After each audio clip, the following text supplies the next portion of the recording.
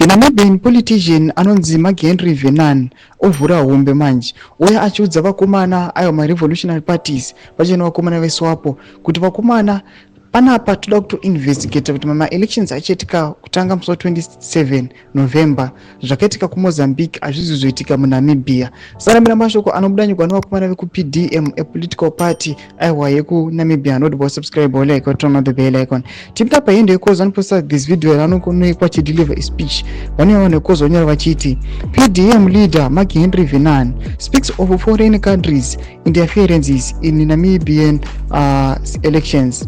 He cautioned SADC election observer present at the rally today that Namibia is likely to witness what happened in the Mozambique elections.